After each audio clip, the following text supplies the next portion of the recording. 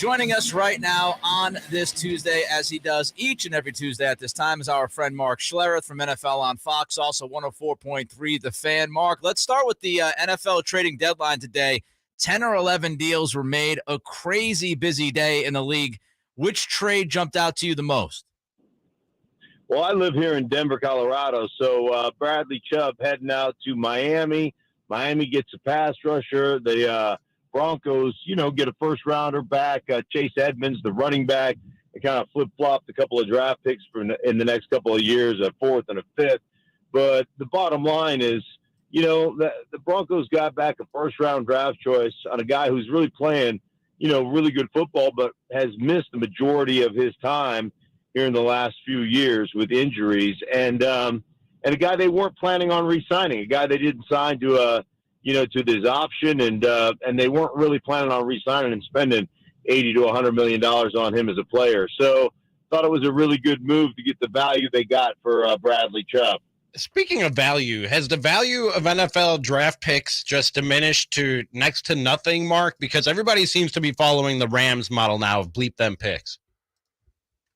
I don't think that. I think that the value of draft picks, obviously, to me, is salary cap certainty. You've got a guy underneath a cap that you can manage for the majority of 4 years. So that's truly the value in the draft picks. And obviously, there are a lot of guys that, end up panning out well. But I will tell you this.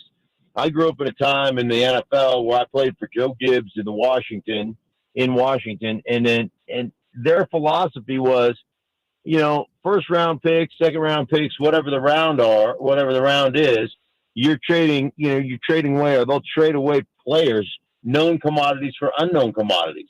And look at the 2018 draft class. Baker Mayfield, that didn't work out. Sam Darnold, that didn't work out. Josh Rosen, that didn't work out. I mean, so Josh Allen, yeah, he worked out, but the first 2 years of his career, people had big questions about Josh Allen, and then he progressed, and they put an offense around him, and he played really well. And, and then there's Lamar Jackson that they still haven't paid a contract to. Why? Because they're not sure. Like, Lamar is an MVP, and he's an incredible athlete, and he's a great, great football player. But you look at him and say, how sustainable is that? How sustainable is the style of play that we play with Lamar over a long period of time? And can you win a championship with that style? So they still have questions. Listen, if they didn't have a question mark about Lamar, he'd have a long-term deal, and he doesn't. Mark Schlereth is with us here. He is on the Folsom Lake Honda hotline. Folsom Lake Honda, your one-stop Honda shop. Mark, how does a defense stop a fully healthy 49ers offense after seeing Run CMC do what he did on Sunday? Well, obviously it's tough. I mean, the way you stop that offense is by being ahead. When I look at San Francisco, I still think they lack a legit kind of over-the-top go-to X receiver. A guy that you're just like, we have to double all the time.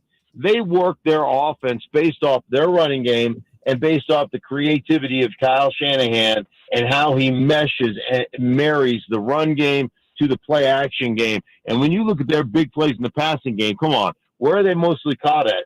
Caught about 10 to 12 yards away from line of scrimmage, and then it's break a tackle, or you've got it so well set up that, you catch one and you're running because you caught it as a shallow cross where they did some type of leak play and nobody covered the guy.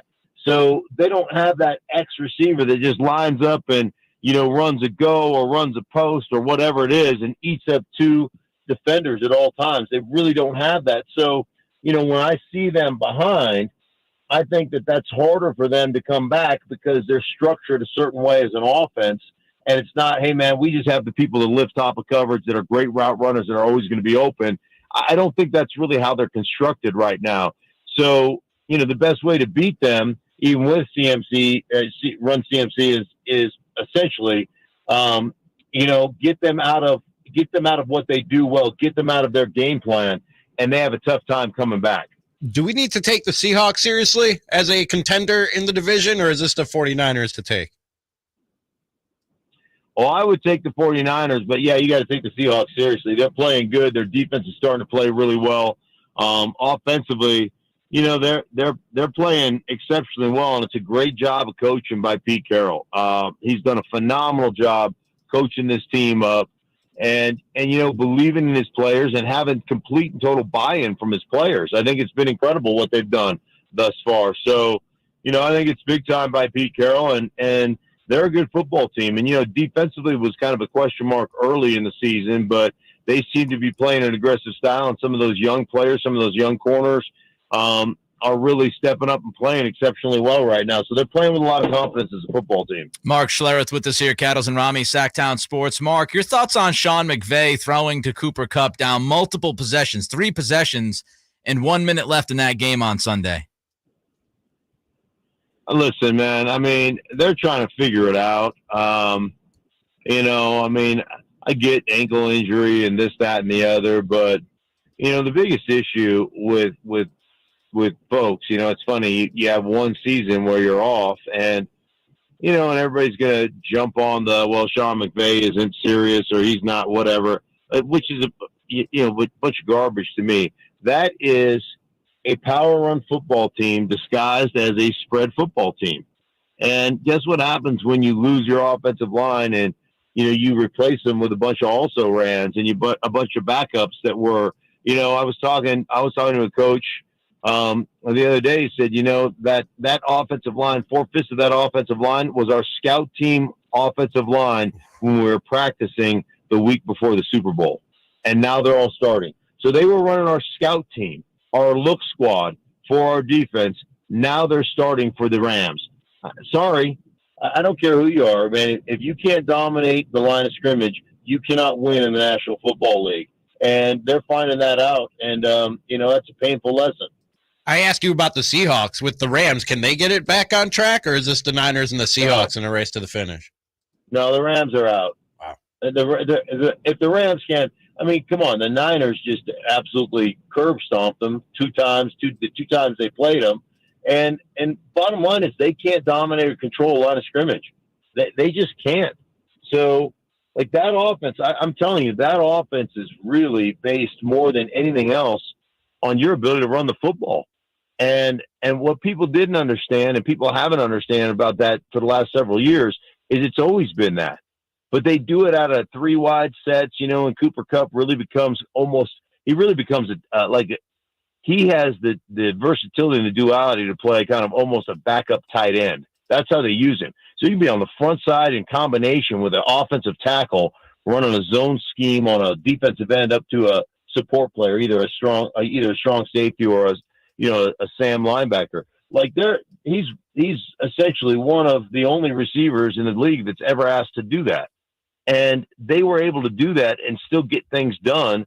And that's really what established them as such a great passing unit is their ability to run the ball and their ability to dictate personnel groupings and everything of that nature of a defense. As a defense, you got to make a decision. And oftentimes you're going, okay, we'll play nickel, we'll bring an extra DB in here.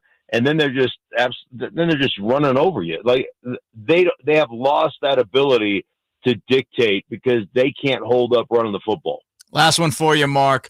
Raiders fans are restless already. Is it too early to start looking at Josh McDaniels and wondering if he was the right hire or not? Well, I don't think it's ever too early to look at Josh McDaniels and wonder if he's the right hire or not. Josh McDaniels, we had him here in Denver. We refer to him lovingly as Hurricane Josh. There's some of those guys.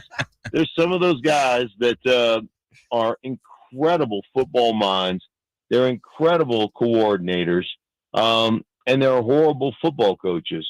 And I think Josh would. I know he knows what happened here, and I know that he understands that. My personality is such that I grate on people and I wear people out. You talk to any player that played here in Denver during those years, they'll tell you, hey, man, from a preparation standpoint, like he could tell you, this is going to go on. We're going to do this. They're going to react this way. We're going to do this. And that's what we're going to do. But he is so vitriolic and he wears on you so much that the players just end up, I guess, tuning him out. They just end up going, man, Like, I can't handle this clown. And that's what ends up happening. So there's nothing wrong with his football acumen. It's second to none. Its ability to be a human. That's the problem. Mark, we appreciate your time as always, my friend. We'll talk to you next week. Thanks.